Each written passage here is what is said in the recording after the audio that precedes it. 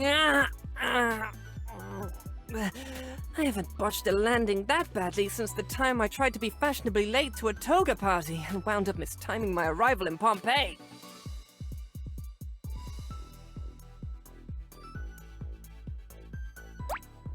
I'm supposed to collect creatures, not become one! On the other hand, who else can boast the inclusion of one's own self as a specimen in their dex?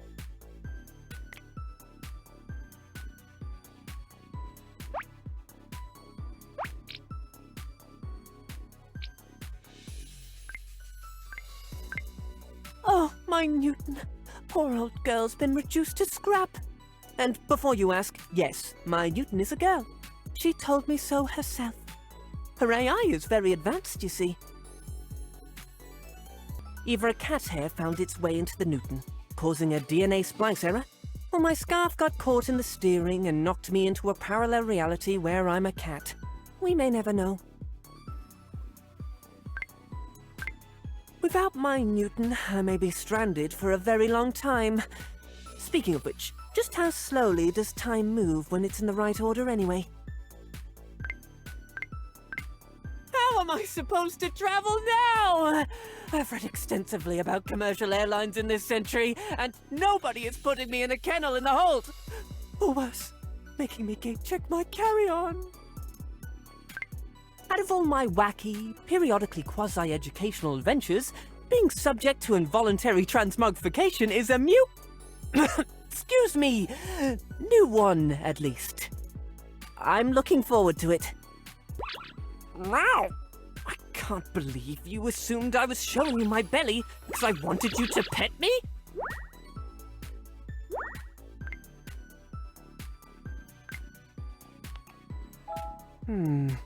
My plot device isn't picking up any readings from this, but who knows? It might still come in handy. Oh, I played with my food long before I was a cat. In some cultures, it's actually the height of rudeness not to. Where are my manners? I haven't even thanked you for responding to my distress signal. While you may not have been able to prevent this calamity from happening, I'm confident your opposable thumbs will come in handy as we clean up the mess I made. My charmingly unorthodox greeting in these situations is usually, run! But does it ever take on new significance now that I get the zoomies? I should count myself lucky. If I'd been mistakenly turned into a girl instead of an animal, I wouldn't be here with you right now. Why? I'd be crushed! Times like this call for the recitation of my species' oldest and wisest adage. Don't panic! I should count myself. I thought I was an expert in anti-gravity before, but it turns out moonwalking's got nothing on pussyfooting. Does gravity even apply to cats? I must research this matter further. Now that I lack thumbs, I'll need you to learn how to use my screwdriver. It's a highly complex scientific instrument, so we'll start with the basic principles, namely, righty-tighty, lefty-loosey. I know a way to pass the time. Let's brainstorm a new whimsical catchphrase that I can shout when I want to showcase my infectious enthusiasm. What do you think of Geronimo? Ah, lovely! Once I find my jacket, I'll keep this in my beloved left pocket, which, by the way, is interdimensional. Almost limitless space on the inside. Meanwhile, the right one barely fits a mobile. They can say cats and water don't mix all they want, but they also say you can't wear a striped scarf with a polka dot bow tie. And that's one of my go-to sartorial choices. You've been a real help. Normally, I would offer you a free trip to anywhere in time and space as a token of my thanks, but, well, you know. So how's about I bring you anywhere in time and space that's listed on this bus schedule? Do you, have change to pay the fare? Usually I act as a tour guide for all my companions, so I'm rather enjoying the role reversal. And I never could have hunted down these tricky pink fugitives if you hadn't led me to them. Oh, I didn't see you there at first. I was busy staring at something over there. Now that my pupils are humongous, I can see so much more stuff. It's brilliant. This is the most extreme variation of the zoomies I've ever experienced. Being stranded's not so bad, really, when you're stranded with the right person. No need to go gallivanting across the universe to find tomfoolery, so long as you and your handsome cursed menagerie are around. Do you ever get the sense that your life is being narrated? I like to imagine mine in the voice of a beloved British TV presenter with a sparkling dry wit. Oh, now I'm thirsty. I think your planet may be under attack. I keep spotting these highly suspicious light spears that dart across walls. In fact, there goes one right now! Stand by! I'll trap it with my paws so we can interrogate it! Let's conduct an experiment. First, prepare a slice of toast. Strap it butter side out to my back. Then lift me up high and drop me. If my theories are correct, we'll have invented anti-gravity. Having whiskers is nothing short of amazing. I swear, their sensitivity to stimuli is beyond even the capabilities of my most advanced data meowcorder. I mean, recorder.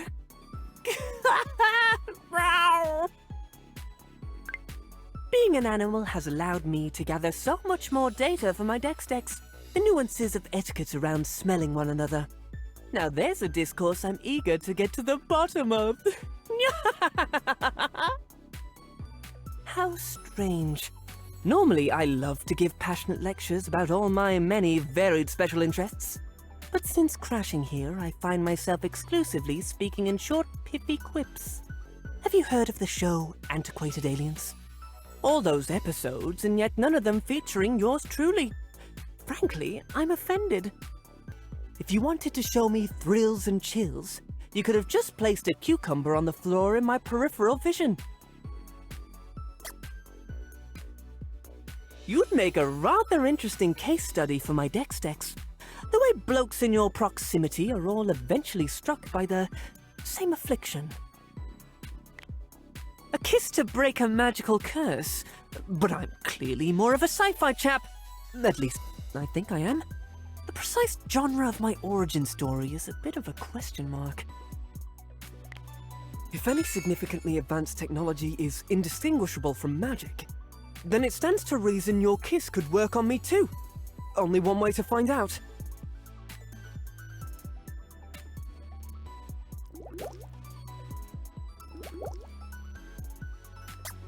Do you hear that?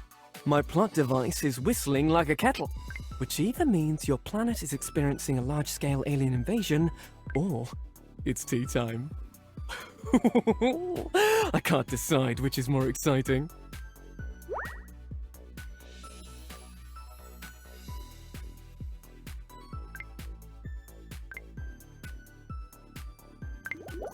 No dragons on the loose, no time travel paradoxes, not even an unsettling shadow or statue. And yet, I'm having the most fun I've had in ages. In all of space and time, you truly are a special case. I've got my hands back now, but I must admit, I've grown to enjoy watching you handle my screwdriver. Wait, why are you snickering? By the way, keep an eye out for the time cops. They seem to want to arrest me for something I haven't done yet, which, once I do, I'm sure will be very minor, justified, and/or in service to the greater good. What shall I call my field guide? Wacky creatures and when to find them? Or the Creature Collector's Guide to the Galaxy? If only I could pop to the future and see which sells better. My heart is making such a racket. If I didn't know better, I'd say there were more than one in my chest. But no, it really just picks up that much speed when you're around. I can't seem to figure out what's wrong with my temporal modulator. I could use a second set of eyes, and yours are quite captivating. Clever?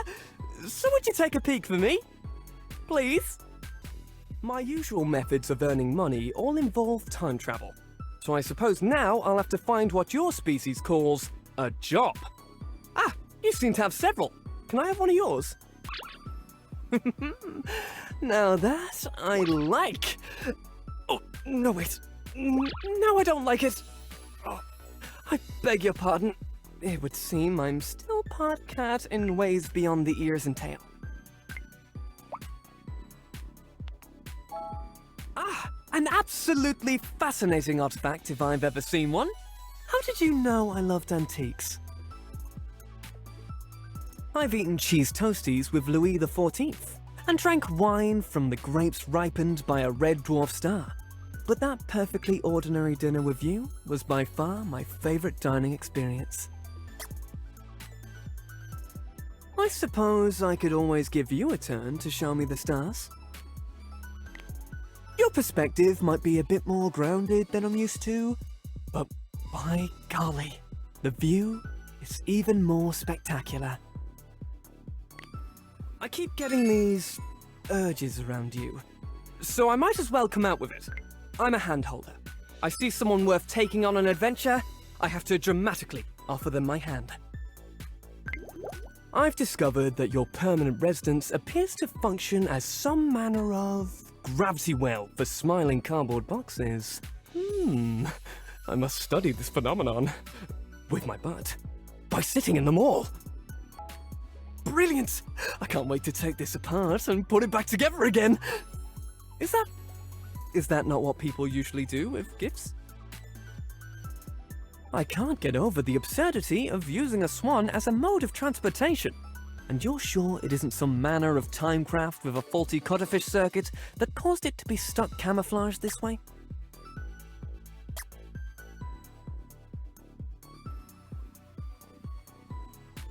Life has been a little less lonesome since you've been helping me out. But the assistant designation doesn't seem quite right anymore. Perhaps a promotion is in order? Brilliant! I was hoping you'd agree. Companion is a touch overused, though, so maybe we could test run a pick-your-own-title sort of arrangement. Ooh, I'm anxious. I mean, eager to hear your thoughts. I may not be able to show you history firsthand, but we can watch a sappy costume drama, which is kinda the same thing, except with less mortal danger and more cuddling. I think with the help of my screwdriver, I could increase the acceleration of the cars such that they reach speeds conducive to time travel. Safety restraints? Where we're going, we won't need safety restraints. You look like you need a doctor. To suggest an appropriate course of treatment for your lovesickness, that is. In point of fact, I think I might need one too.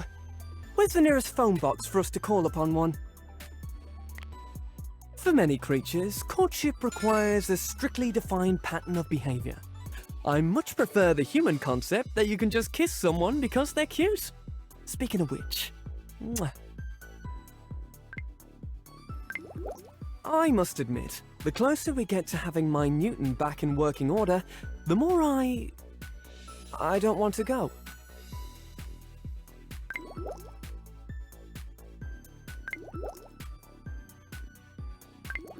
I hope I'm not being too forward, but I've decided to dedicate my book to you. Never could resist a corny gesture, me. Also corn. I could never resist corn. Good news. I've finished future-proofing our love. Now all we've got to do is weatherproof it. Trust me, it'll be worth the effort.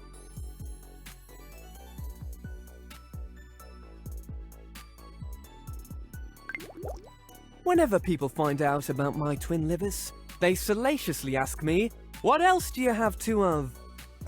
Isn't it obvious? Eyes, ears, nostrils, hands, feet? Time doesn't fly like an arrow. It flies like a poorly constructed paper airplane, at strange angles and inconsistent speeds, doing loop-de-loops. It's true that fruit flies like a banana, though. I thought hearing Mozart play the piano was the sweetest sound in the universe. Now I know it's a can opener. Persist in your mischief, and I may be forced to tie your hands up with my scarf. I do so love a gadget that has several uses.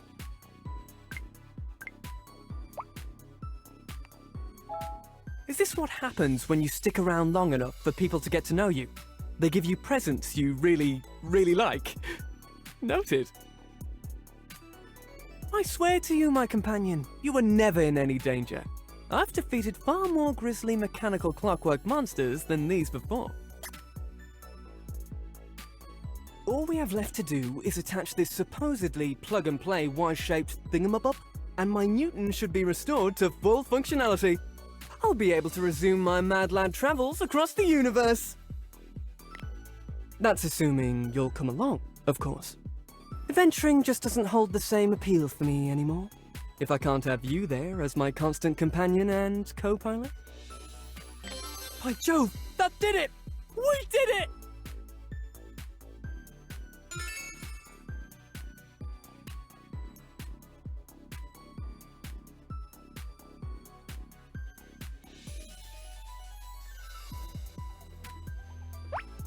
Thank you for teaching this mad lad traveler the value of savoring every moment.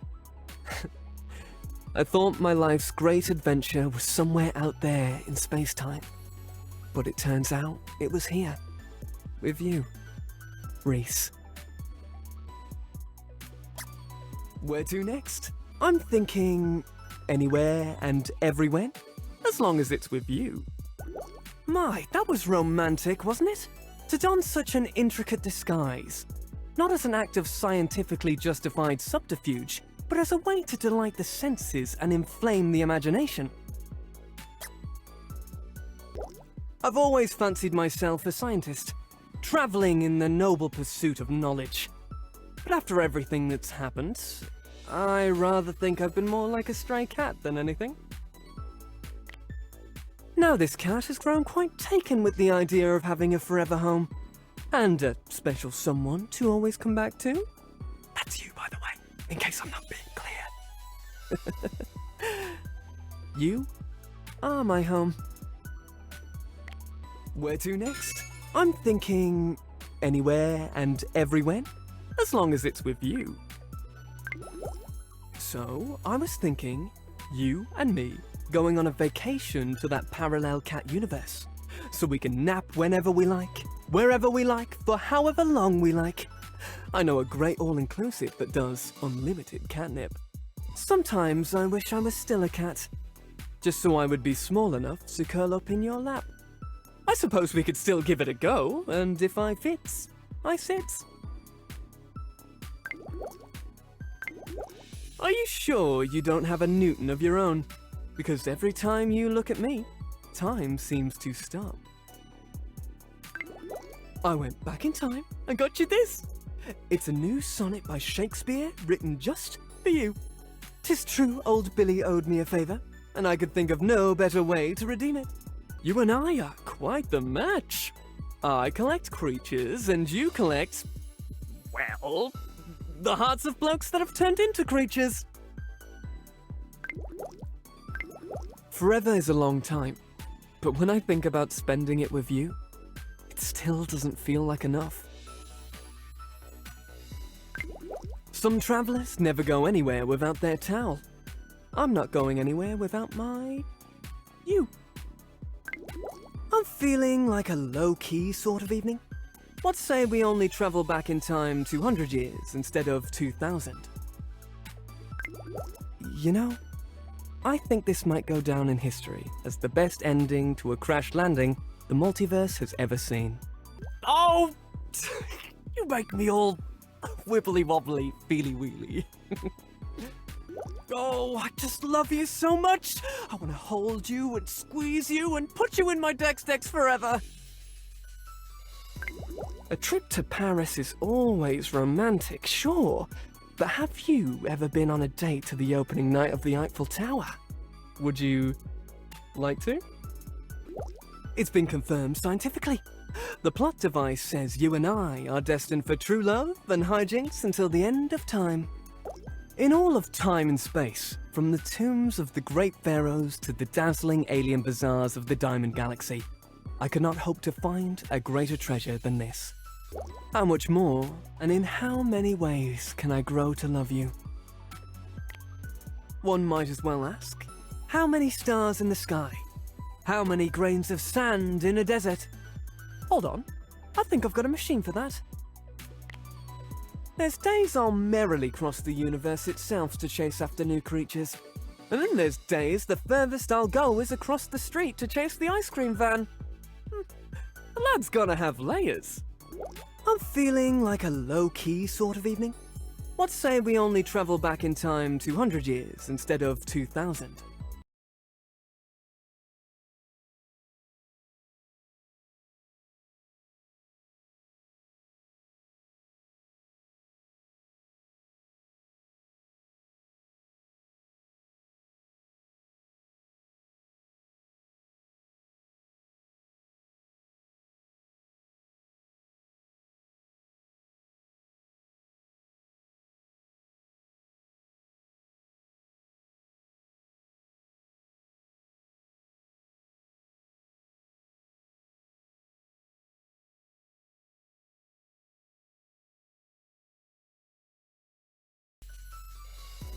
Oh yes, I like this.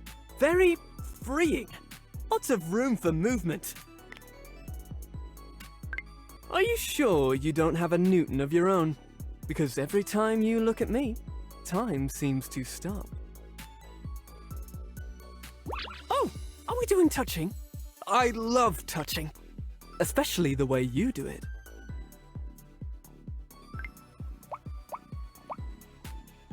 Are we attending a murder mystery?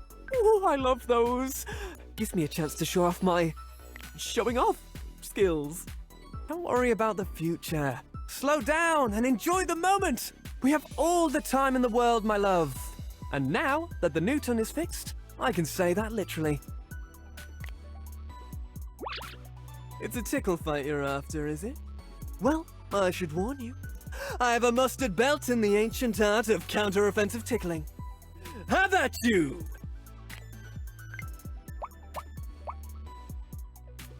All the cute and fuzzy?